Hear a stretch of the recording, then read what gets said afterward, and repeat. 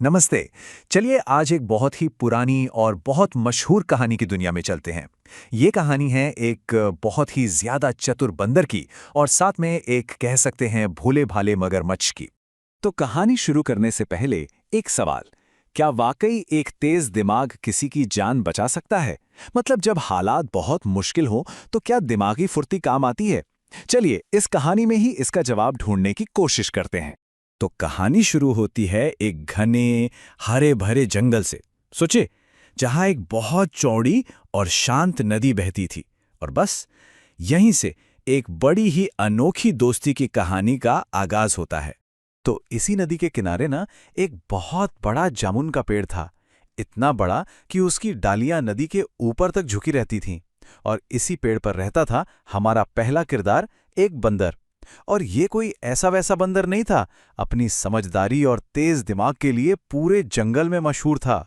और फिर नदी के पानी में वहां रहता था हमारा दूसरा किरदार, एक मगरमच्छ। वैसे वो दिल का बुरा नहीं था, पर हाँ, थोड़ा सीधा साधा था और अपनी जिद्दी पत्नी की बातों में ना बहुत जल्दी आ जाता था।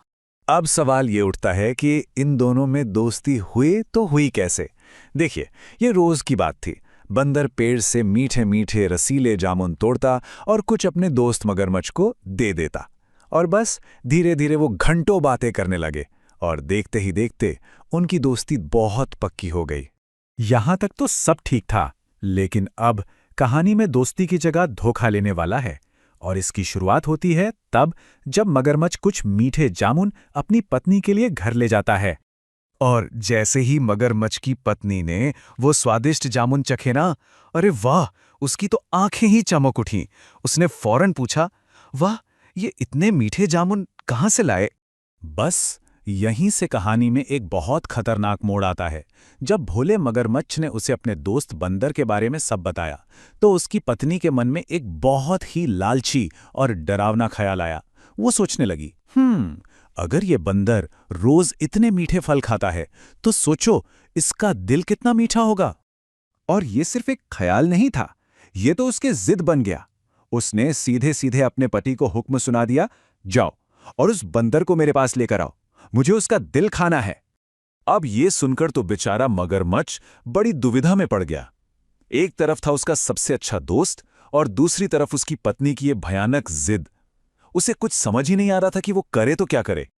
आखिरकार अपनी पत्नी की जिद के आगे उसे हार माननी ही पड़ी। मगरमच्छ एक झूठा न्योता लेकर अपने दोस्त बंदर के पास पहुंच गया। दोस्ती के पर्दे के पीछे एक बहुत ही खतरनाक जाल बुना जा रहा था। मगर मगरमच्छ ने बंदर से बड़ी ही चालाकी से झूठ बोला, अरे दोस्त, मेरी पत्नी को जामुन इतने ज्यादा पसंद आए ना कि वो अब तुमसे मिलना चाहती है। क्या तुम आज रात हमारे घर खाने पर आओगे?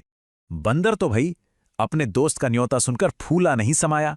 अब उसे तैरना तो आता नहीं था, तो वो खुशी खुशी मगरमच्छ की पीठ पर बैठ गया नदी पार करने के लिए। लेकिन जैसे ही वो नदी के बिल्कुल बीचों बीच पहुंचे, मगरमच्छ अचानक घबराकर रुक गया। बंदर ने पूछा, क्या हुआ दोस्त, रुक क्यों गए? और तब मगरमच्छ ने कांपती हुई आवाज में वो भयानक सच बता ही दिया। ये सुनते ही तो एक पल के लिए बंदर के पैरों तले जमीन खिसक गई। सोचिए, वो नदी के बीच ने था, अपने ही दोस्त के धोखे का शिकार, और मौत बिल्कुल सामने खड़ी थी। लेकिन ऐसी खतरनाक घड़ी में भी बंदर ने हिम्मत नहीं हारी। उसे पता था अब उसकी एकमात्र उम्मीद उसका तेज दिमाग ही है। तो उसने घबराने की जगह फौरन एक तरकीब सोची। बंदर ने बिना जरा भी घबराए बड़ी ही चालाकी से कहा, अरे मेरे प्यारे दोस्त, बस इतनी सी बात, तुम्हें ये मुझे पहले बताना चाहिए था ना। अरे मैं तो अपना दिल जामुन के पेड़ पर ही संभाल कर रखता हूं। और वो भोला मगरमच्छ, उसने बंदर की बात पर पूरा यकीन कर लिया। उसे लगा, वाह, अब तो पत्नी भी खुश हो जाएगी और मेरी दोस्ती भी बच जाएगी। और ये सोचकर वो फौरन किनारे की तरफ वापस तैरने लगा। और बस जैसे ही वो किनारे पर पहुंचे, बंदर ने एक पल की भी देरी नहीं की। उसने फुर्ती से मगरमच्छ की पीठ से छलांग लगाई और सीधा अपने पेड़ पर जा पहुंचा, सुरक्षित। पेड़ पर सुरक्षित पहुंचने के बाद बंदर ने मगरमच्छ को डांटते हुए कहा, मूर्ख, भला कोई अपना दिल अपने शरीर से बाहर रखता है क्या? आज से हमारी दोस्ती खत्म। चले जाओ यहां से और दोबारा अपनी शक्ल मत दिखाना। मगरमच्छ का सिर शर्म से झुक गया। उसे अपनी गलती का एहसास हो चुका था। उसने अपनी बेवकूफ़ी और अपनी पत्नी के लालच की वजह से एक सच्चा दोस्त हमेशा हमेशा के लिए खो दिया था। तो इस पूरी कहानी से हमें सीखने को क्या मिलता है? पहली बात कि मुश्किल से मुश्किल समय में भी समझदारी और तेज दिमाग हमारा सबसे बड़ा हथियार हो सकता है। दूसरी बात, लालच का अंजाम हमेशा बुरा ही होता है। और सबसे जरूरी सबक कि भरोसा किसी भी रिश्ते की जान होता है, और एक बार ये टूट जाए तो इसे वापस जोड़ना लगभग नामुमकिन है। ये कहानी ना बच्चों के साथ भरोसे के महत्व पर बात करने का एक बहुत अच्छा तरीका भी है। और चलिए इस कहानी को इसी एक सवाल के साथ खत्म करते हैं। आखिर एक अच्छा दोस्त होने का असली मतलब क्या होता है? इस पर सोचना जरूरी है।